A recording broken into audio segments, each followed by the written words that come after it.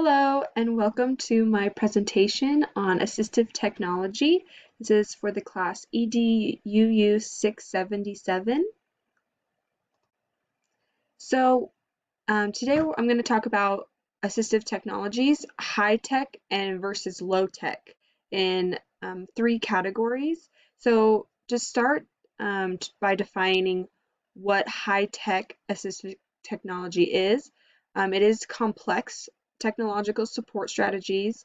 They're usually high cost. They usually require a lot of training for the student involved and for the adult to teach the student that technology.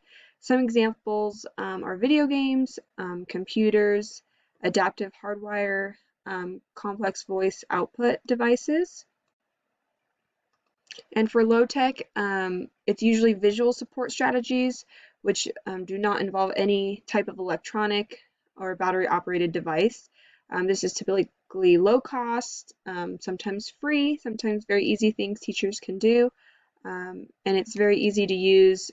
Usually teachers don't have to be trained to teach the child how to use this. And some examples are dry erase boards, clipboards, three-ring binders, and so on. So for a high-tech communication and language device, there are a few. The Proloquo to Go is a multilingual, portable, augmentative, and alternative communication system. This can be used on an iPhone, an iPad, and it is expensive, so it does require a lot of training to get to use it. Actually, all three of these require quite a bit of training and knowing what is happening on the app for teachers to train their students. I know SLPs use these as well for nonverbal students. So they're great ways to communicate with using technology. My experience, I've only used touch chat with my students, and it's awesome. It's very complex, but once you get the hang of it, the students really do learn. And the example it shows a whole sentence, but my students, we started out with just one word, and learning where all the icons are on their tablet. So for low tech, PECS is a huge one. This is when the child approaches and gives a picture of a desired item to the communicative partner in exchange for that item. So that can be in a variety of things. In these pictures, these actually show visual schedules and choice cards. That picture is showing, do you want Cheez-Its or goldfish? And so those are all great low-tech ways to communicate. For academics and cognition, some high-tech ones, it's called TalkPad Phonics and Voice in the Box. This is for reading comprehension. So these I have not used. I did have to research them. They seem like a really great way to incorporate that more academic work into their technology. So I don't know.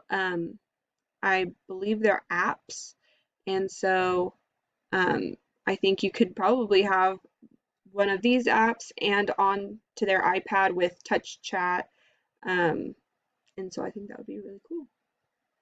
Again, this requires a lot of training for the student to learn how to use it. And some low-tech ideas for academics and cognition, graphic organizers. This is very common usually in school classrooms anyway, but to go even further for students with autism, picture symbols really help either in a for a story, matching words to a story. that would help too. That actually goes with the app. I'm gonna go back really quick. That actually goes with the phonics app, where they choose um, like a picture of a dog and then they have to match the word. You can also do that in low tech with the picture symbols. Portable e-readers. I'm sure you could probably find an app for this, but there are separate devices that would be considered low tech. And noise canceling headphones. That is something that can really help in academics. If a student is prone to noises, that would really help them focus and calm their nervous system. And stress balls.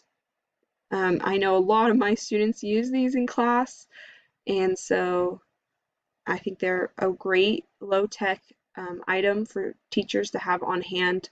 It could be used for any student, not just students with autism. Sorry, going back, but this is a good way for for sensory purposes. I always have stress balls. For transition and independent skills, I would say teaching how a student how to use a smartphone. It's current. Everyone else is using one, so I think taking the time to really teach students how to use their best routes, how to use Uber when you need a ride somewhere. Um, and there's a lot of scheduling apps, and it's a great way to connect with friends on appropriate apps. That does take some education on the teacher's part for telling the students, what to be careful of and stuff like that online. But when taught how to use it appropriately, that could be a great tool to connect. And I know finding a community is very important. So if you can teach a student how to get onto a Facebook page, they can read up on all the events or um, group get-togethers their community is having. So that they are expensive. That's why I consider it high tech and takes a lot of planning and even maybe some parental locks or adult locks on it just to monitor the student and protect the student. And then for a low tech for transition, a step-by-step task checklist. This is a great way for students with ASD to learn how to do a job or a skill. In the example, I have brushing teeth, and they can check off when they are done with that item.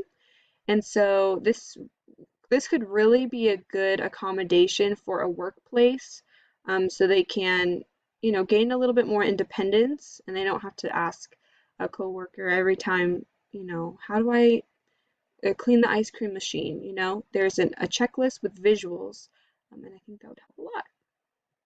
Thank you very much for watching, and I hope you learned some more about high tech versus low tech in transition and academics, cognition, and communication and language. Thank you.